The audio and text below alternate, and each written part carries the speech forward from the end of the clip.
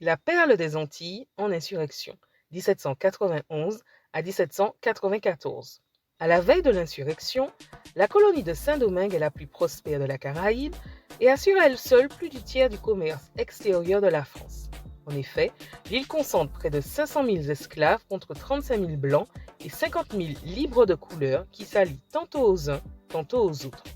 Les rapports entre ces trois groupes sont déterminés par une hiérarchie sociale fondée sur la race, le préjugé de couleur. Mais les idées nouvelles de la Révolution de 1789 réveillent les consciences et les rivalités. Elles trouvent un écho favorable chez les esclaves et les libres de couleur, divisant ainsi la société coloniale. Comment passe-t-on d'une insurrection d'esclaves qui luttent pour leur affranchissement à une révolution qui remet en cause l'ordre colonial et aboutit ainsi à la création de la première République noire? Au lendemain de l'année 1789, le climat politique est explosif à Saint-Domingue. Les colons espèrent obtenir plus d'indépendance vis-à-vis de l'administration royale et s'émanciper ainsi du système de l'exclusif les obligeant au monopole commercial avec la métropole. De plus, ils craignent une abolition de l'esclavage. Parmi les hommes de couleur, la Déclaration des droits de l'homme et du citoyen suscite d'immenses espoirs de liberté. Mais en accordant des droits civiques essentiellement aux mulâtres nés d'un père et d'une mère libre, le décret de l'Assemblée constituante du 15 mai 1791 relance l'agitation des gens de couleur dans l'île. En effet, ce décret ne concerne que très peu d'entre eux. Chez les affranchis, l'objectif est d'en finir avec les barrières raciales pour obtenir une véritable égalité civile avec les Blancs. L'ancien ordre social est rompu dans la colonie et la perle des Antilles ne tarde pas à s'embraser. À l'automne 1790, Vincent Auger, un libre de couleur, prend les armes et à la tête d'une troupe d'insurgés marche sur le Cap français, grand port de la côte nord. Il est arrêté et supplicié en place publique le 27 février 1791 au Cap français. Si ce soulèvement n'aboutit pas, il va néanmoins servir de catalyseur à la généralisation des troubles quelques mois plus tard. L'insurrection est décidée lors d'une cérémonie vaudou qui a lieu dans une clairière du Bois Caïman le 14 août 1791. Autour d'un homme nommé Boukman se rassemblent près de 200 délégués représentant les esclaves du nord de l'île. Esclave sur l'habitation Clément à Acu et prêtre vaudou, Boukman est le premier leader identifié de l'insurrection, celui qui aurait vraisemblablement prononcé le fameux serment du Bois Caïman qui scelle la conspiration. Bien que tous ces secrets n'aient pas encore été dévoilés, cette révolte initiée au Bois Caïman s'inscrit dans la continuité d'autres révoltes serviles, comme celle de Macandal en 1767. On retrouve les mêmes caractéristiques, rumeurs, rites d'initiation d'origine africaine, rôle de la musique. Peu d'objectifs clairs, sinon celui de massacrer tous les Blancs. Dans la nuit du 22 au 23 août 1791, les plaines du nord de Saint-Domingue s'enflamment. Des milliers d'esclaves venus des habitations se rassemblent et brûlent tout sur leur passage, biens, personnes, pendant plusieurs jours.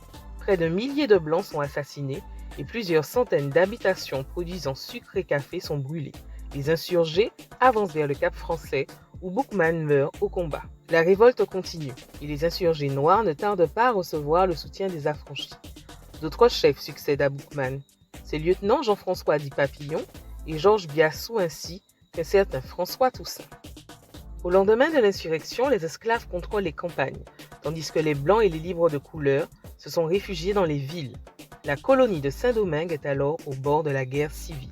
Les colons font appel à la métropole pour obtenir une aide militaire. Les membres de la Constituante nomment 3 commissaires dont Léger Félicité Sontonax, un avocat anti-esclavagiste convaincu.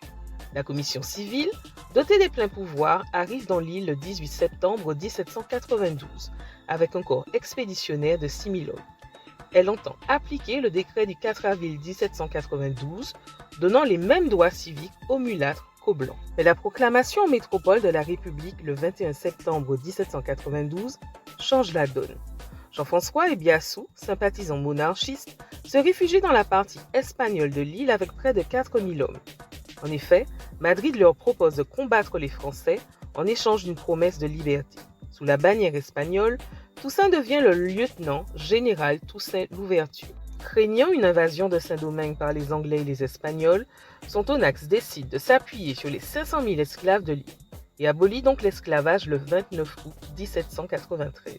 Cet acte unilatéral est ratifié par la Convention le 5 février 1794 lors d'une séance mémorable. Toussaint Louverture, dont les relations se sont dégradées avec Biassou, prend conscience de la fragilité du soutien espagnol et décide de rallier le camp français en mai 1794, accompagné de ses principaux lieutenants, dont Jean-Jacques Dessalines. Que faut-il retenir pour cette première partie? Tout d'abord, l'insurrection de 1791 est le point d'orgue d'une agitation présente depuis quelques années parmi les composants de la société coloniale.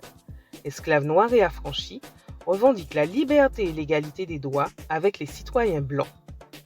La révolte des esclaves constitue un véritable traumatisme pour la France, car elle frappe au cœur même de la prospérité coloniale en détruisant les habitations, source de cette richesse. Enfin, cette révolte permet aux esclaves d'arracher leur liberté.